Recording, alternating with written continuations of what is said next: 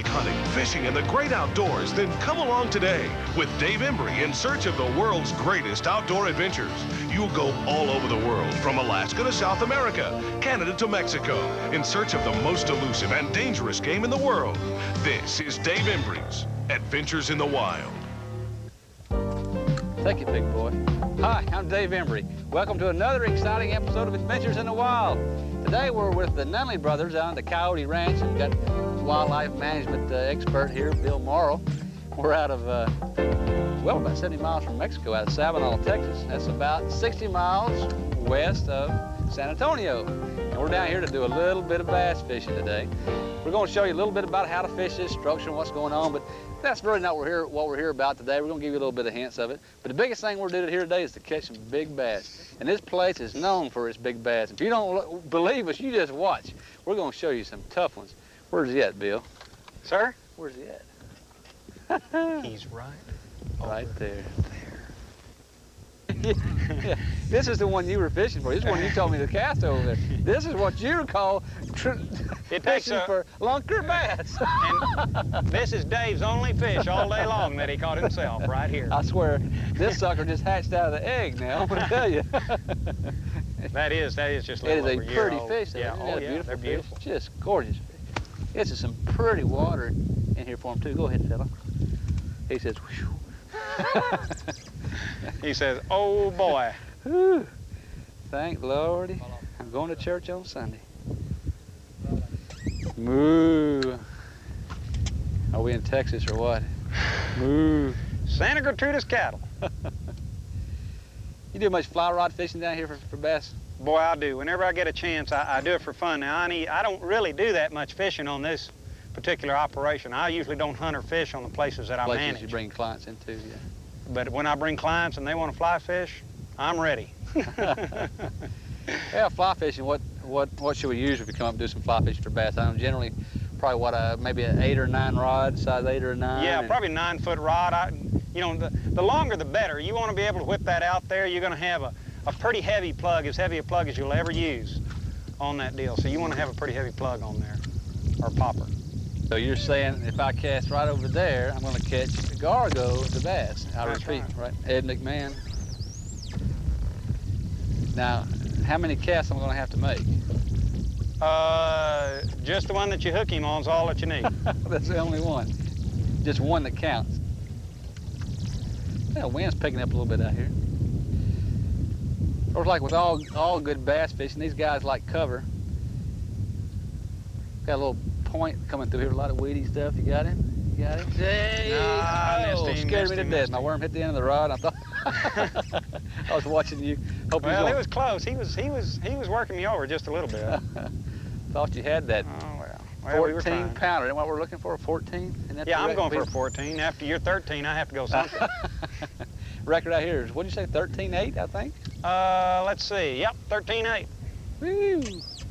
The world record bass, unless something's come along since the last book I got, but the world record book bass was 22 pounds and 4 ounces, and caught back in 1932 in Georgia.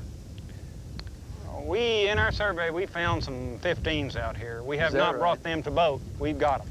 What does it take to make a good bass? It takes 3 things, really. Same thing it does to make a good trophy buck. It takes genetics, age, and nutrition. You know, he's got to have all those 3 things. Right. If he's got those 3 things, he'll be a darn good bass for you. Well, when you manage these lakes up here like you do, I know you being a degreed wildlife biologist like you are, and you run Wildlife Management, Inc., right? Yes, sir. You manage a lot of different ranches and stuff down through here. I do. I manage for fish and wildlife. 2 of my degrees are in fisheries and wildlife. Mm-hmm. So. Well, I guess one of the things is just the same thing as important in wildlife management as in fish management is that you can't let the populations get too high, right? No, sir, you can't. As a matter of fact, we've got a program right now. Our waters are going down a little bit. I don't know if you heard about it, but Texas is in a drought. Yeah, when I was born, I think I remember my mama reading it out of the paper. Well, the drought in Texas starts the day the rain ends. I've said that to you before, but what we're doing right now is we've set up a slot limit. We're taking out what we consider to be our smaller age class bass. Mm-hmm. Populations of bass are built upon, and most populations of species are built upon pyramids. You have more at the young than you do at the top. So we remove a bunch of the young to relieve that pressure. We want to keep our trophies because that's what people really get excited about. So we're trying to really increase our population makeup, make it a little bit better because we are cutting down on the area that we have available for forage. You want more big bass. You bet. That is the name of the game. More big bass. The most quality bass that you can have. And I could handle one more big bass. I've caught more big bass today than in my entire life, and I want one more. You just want enough. And you know what the definition of enough is, don't you? I give up. That's just one more. Just one more.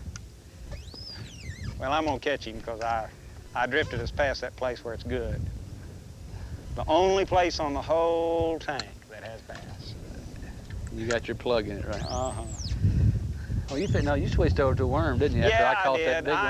I did. I thought it was unfair advantage for me to use a plug and not catch anything for you to be using worms and catching That's right. fish. Gave me that worm. There it is. Oh, I missed that sucker. No, I mean, I was hung. Where was it? It just got caught on the weeds. Just wound the worms off the hook. I got you. I got you. Yes, sir. Somewhere out there, there's a bass with my name on it. You'll see him when you catch him. You run on the side of him and say B-I-L-L. Mr. Bill. Well, it's the Nunley Brothers Ranch. Got a pretty good looking outfit up here. Yeah, they do a lot to take care of that place. Well, it takes a lot, you know, and you really do have to take your hats off to Texas and for probably the wildlife management of Texas. Has been okay. This one's on here. This one's on here now. I tell you, the management of Texas is dead-gum good. Where was that? Where was that fish? Come on up here. He's trying to come up. He's in the state of Texas, and here he comes. All right, look at that boy go. That's a nice fish. Get him back up here. Come on back. That's a good one. That's Come a on, nice boy. You fish. can spit that thing out. Give me a try. Look at him dash now. That's a good fighting Texas bass. Yeah, you call this a Texas bass? Yeah, Hey, look at come that. back. Aren't you gonna come back? You're not giving up yet, are you? Real feisty. He just wants to get up here and douse with a little water. That's all. Look at him. Oh, he's gorgeous. And what is a Texas bass? Well, a Texas bass, just a little bit, you know, we have really two types of bass on this place, or largemouth bass. We have the Florida and the Texas, and then I guess we have a third kind we call the hybrid. Now, all we've had in this one, and we did electrophoresis on it, or electronically looked at the genetics, these are Texas bass, pure Texas strain, good bass, good bass. That's the little ones in the Texas bass. Yeah, well. That's a gorgeous bass, no matter what kind of bass it is. Isn't that beautiful? But they seem to fight a little bit better, at least here, than the Portas do. He's fighting with my thumb. Yeah, that's the way that's your editing thumb right there that he's getting at. Was he right over there? Like was he right about there? No, he was over there somewhere.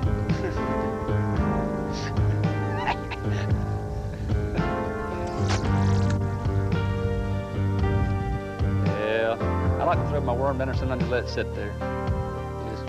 Give it a little bit of jiggle every once in a while. You know, you'd be surprised about how that happens. That's called jigging, and we do that quite a bit here very successfully. If I didn't have this bird nest wrapped around this particular reel, which I borrowed. Yeah, that's what always happens, isn't it? Well, you heard the story about the old guy who was catching all the fish down at the local pond. Had to go right past the game warden's house every day to get down to this pond that he fished at. Every day he would come back in the evening and have his big old stringer full of fish draped over his shoulder. And the game warden came out there one day and says, "John Henry," says, "how in the world are you catching all those fish?" He said, "I've been out here and I've fished this pond for years and years. I never caught fish like that." John Henry never was a man of very many words. And he looked at the game warden and says, "You want to go with me tomorrow?" He says, "Yeah, you mind?" He says, "Be here at 6. So he leaves. Next morning, the game warden proudly got his rod and reels and his tackle boxes, and he's standing there by the road waiting for the old Roy to show up. And old Roy shows up, sure enough, at 6 o'clock in the morning. Game warden looks at him and says, "You ready to go?"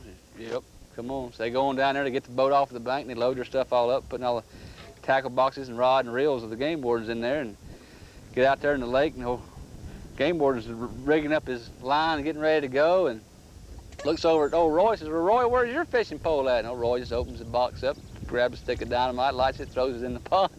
kaboom! All these fish are coming up, and Roy's out there scooping these fish up with a net right and left. We got this one and got that, and the game warden, he is jumping up and down. He says, I can't believe you did that, Roy. He says, that's illegal. That's against the law. You can't dynamite these fish out of this pond like that. And he's screaming and yelling. And Roy's still scooping the fish up, throwing them in the boat. Game warden, he's Roy, I'm going to have to arrest you. I can't believe you did that, my friend. Oh, my gosh, why did Roy? And he's just raving and carrying on, and Roy's still scooping the fish up. The game warden's sitting there screaming and yelling. Finally, Roy throws the net down the bottom of the boat, reaches in the tackle box, grabs another stick of dynamite, lights it, and sticks it in the game warden's hands. And you going to talk or fish?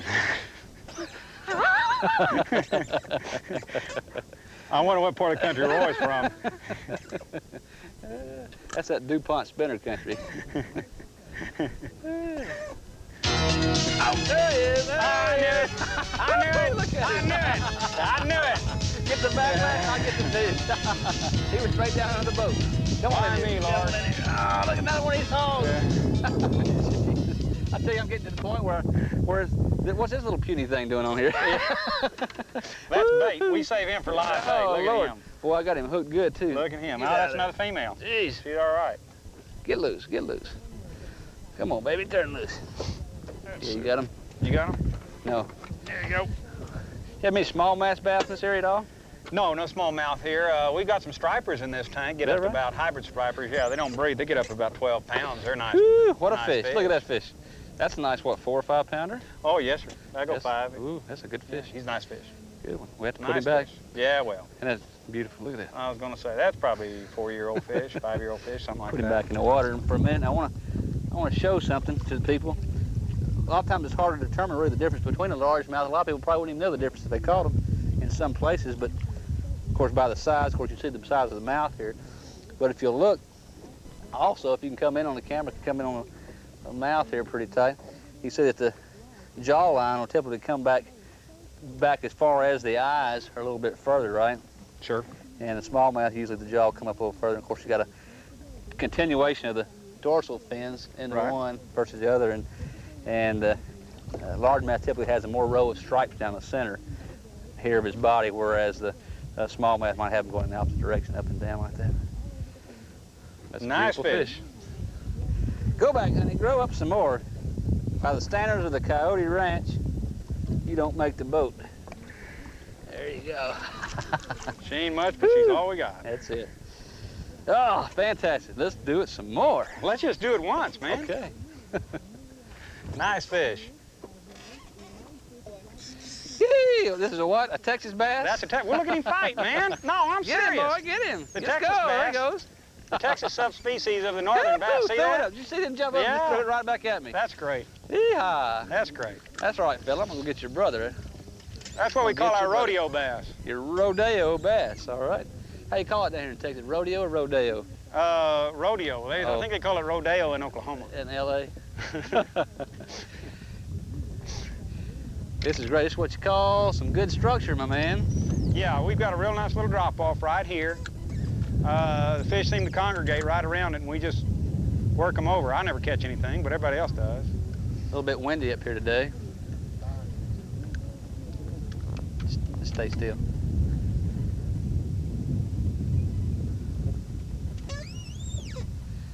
Come on in here, fella. Boy, it couldn't be a prettier day. A little bit warm. Woo. These bass generally like, what, about 68, 72 degrees nationwide as a whole on the average. Yeah, you bet. Try to find that temperature down to where you find that 68 to 72 degree range. Really, 65 to 75 is a good range. Sure. Good Good all-around range. But I guess the thing that is good about a largemouth bass is that it's so adaptable. It's relating it to the wildlife is a lot like a white-tailed deer. I guess he's so adaptable to his environment that the white-tailed deers learn to live right around with man. It's the same thing with a bass. Largemouth bass can pretty much adapt to any extremes. You know, we're down here about 70 miles from the Mexican border, you know, real close, 60 miles west of San Antonio, Sabinal, Texas, and this is pretty far south, and water temperature we measured a while ago is about 88 degrees, and we're not running much more than about 5 to 7 feet deep, some of these places except for a couple of drop-offs, and the temperatures are a little bit higher, but these bass here have learned to do that. They've learned to adapt, right? You bet. Yeah, that's the interesting thing about them, and it's sort of like you can run, but you can't hide. You're going to be in hot water if you're in this tank. You're going to be in fairly warm water, and they are, and they're doing real well. We've got 9.5, 10-pound bass in here. Yeah. So you couldn't take a northern pike or a walleye or a muskie and take him down here and put him in this water. He wouldn't survive. But a whitetail can live up in lakes in Minnesota as well as he lives down in lakes in Mexico. Sure, you get a northern bass, and that's why they're called northern bass. They can adapt. They'll be able to do that. Now, we usually have a little bit larger bass down here than they have up there, and the primary reason is we have a longer growing season. Yeah. We can produce more forage species, things like that. There he is. Yahoo! Boy. Would you quit that? I'm going to go to a worm in just a second. Well, look, now you want to see what happened? He stole my worm. See that? It's gone. There's no respect. Why didn't you give me a worm with only one hook in it? I'm getting no respect. I need a worm with 2 hooks in it. He was that bass, that was Godzilla the bass. That's who that was. That's Gorgo. how big he was. Gorgo the bass. On the plane on the way home tonight, I'll tell that guy sitting in the seat next to me how big he was. You tell him that big and you're going to have a date. Of course, when I tell that story, he won't even, he will not have even gotten away. I got him right, I just released him. Well, you got some pictures to prove that. That's right, I can't lie about that one. The camera was on. I may have to go deep on this deal. Well, I tell you, it's where that drop-off is right through here. Mm-hmm. These fish like these drop-offs. They like to get around to where that edge of a point, or if you've got a bank that's coming down steeply, fish that big drop-off. I like to fish these worms, just let them go down. Boy, hey, you like worm fishing about the best, Bill? Well, in this tank, sometimes it is. Dave, we catch our better fish on worm fishing. Occasionally, we'll catch them on spinner baits, but mainly the worm fishing is a nice, slow fishing, and it's one that just turns up a real good results. That's good.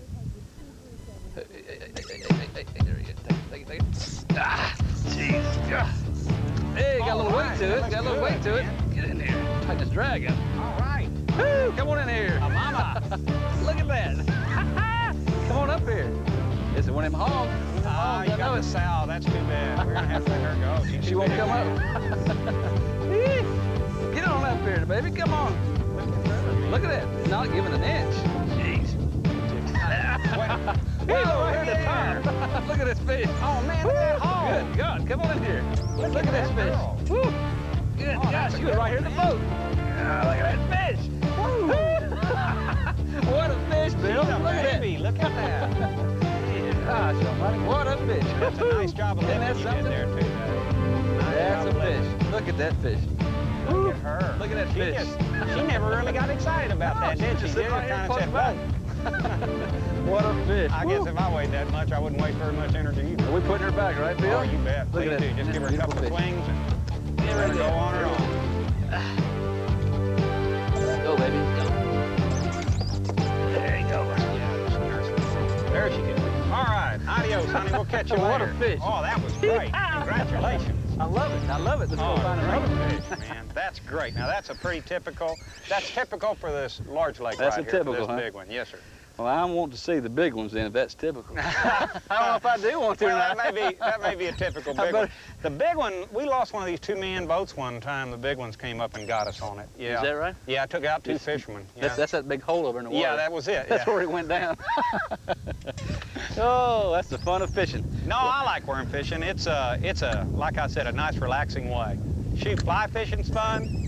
It's all fun. Anytime you can lay one of these worms up in one of those little brush piles, you're going to do real well out here.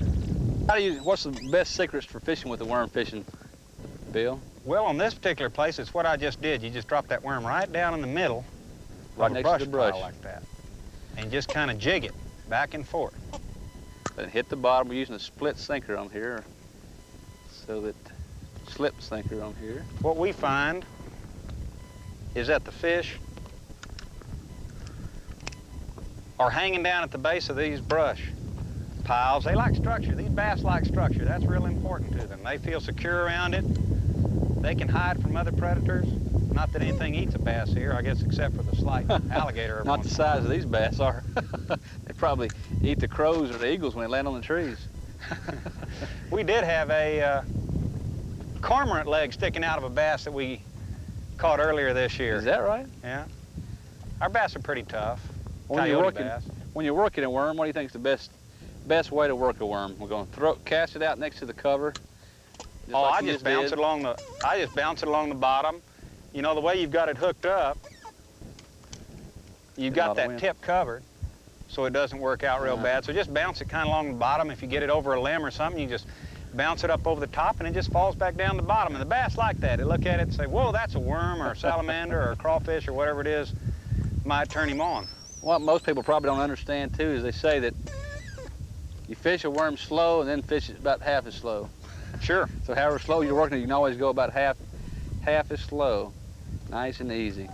See, The secret to worm fishing is patience. It's sort of like cane pole fishing, only a lot more sophisticated. That's what I always say when I'm not catching fish. I always say that's what fishing is all about, is out here just having patience, you know. When I'm not catching fish, when I'm catching fish, it's the excitement. You can see here the way we rigged this worm up. Got the slip sinker in between, and what that does is actually gives it lets the worm, the sinker will actually take the bottom and let the worm come along behind it. It can work up, the worm is more free to float up into the water and work itself around. Oftentimes what we'll do in here also, Dave, is we'll just free fish without a weight. We won't even use a weight. Down here in Texas, you guys call these tanks, right? Yes, sir. These are tanks. Stock ponds, small lakes, whatever you want to call them. Not the kind we use in Germany. No, not the kind we have in Germany. See, watch this worm working the water here. Hey, drop him in, just work him along. That green tip on him really works along good. Oh yeah. We use a tequila-colored worm out here pretty well. Those particular worms are sort of dark blue or black with the yellow tail. They work real well. That's good. We use purple worms. Yeah. All those different colors seem to work well. To tell you the truth, I'm not an aficionado of different color on worms. There he is. Yeah. What a guy. Get in on here. Come on here, mama. Hey, give me a little fight there, honey. Get out here. Take off. Take off. I ain't seen him. You see him? No. No. Come back. Hey. Come on up here. Well, you know, we have channel cats in here, too. I sort of like catfish, too. I've never seen a catfish fight like this. Look at that. How you keep doing that? Where's yours at? Come on back up here. Come on up here. Jump up. There's some big fish in this tank, Bill. Yes, sir. Yes, sir. We got some. There it is. There it is. Looky there. Whoo-wee. What a fish. Nice fish. Isn't that gorgeous? Bass. It's a good 4.5, 5 pounder. Yes, sir. He's a good one. Definitely 4. Not bad. Breeding stock for you guys. Yeah, he is. That's first year spawn. Ooh. Good fish. Hey, he was in good shape. He just bit my hand.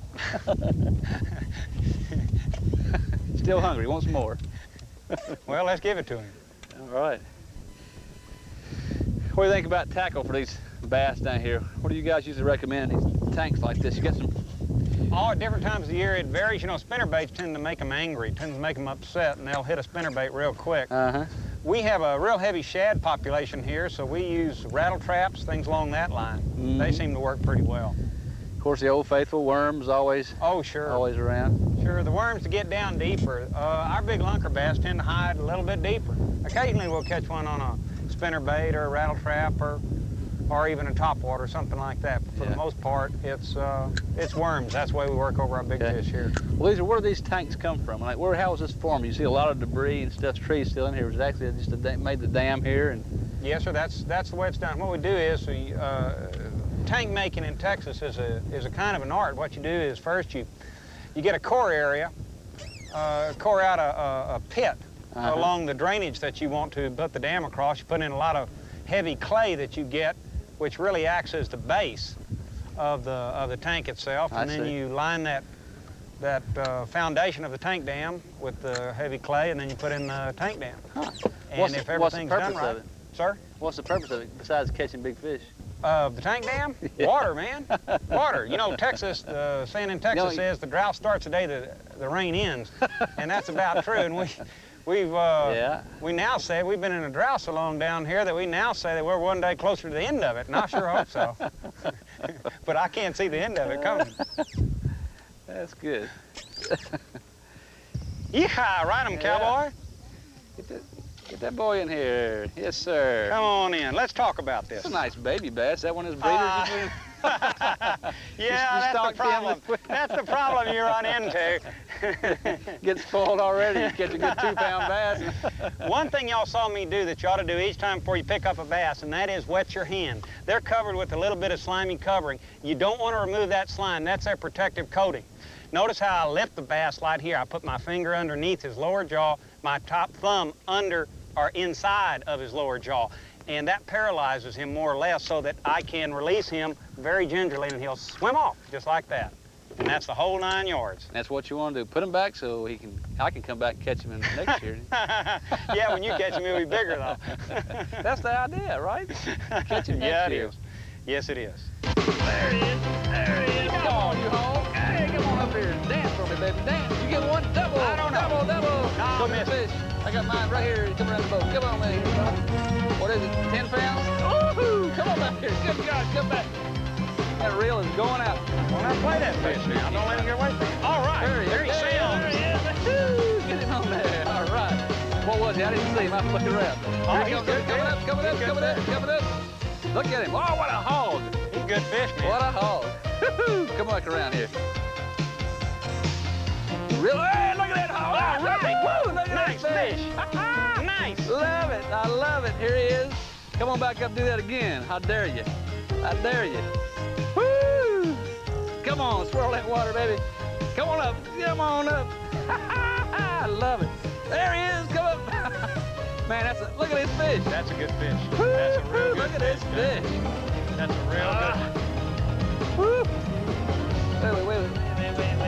Come on here, fella. What a hog. good fish. Look at that. Isn't that a nice? Isn't that a beauty? Pretty, Woo. or in cheap. Man, what size fish you think that Oh, one's going to go? man, that's 6. That's a heavy Easy one. 6, maybe 7. Woo. Maybe bigger. Nice looking. May I? Yes, sir. Thank you. What? Save the cap! Right, save the cap.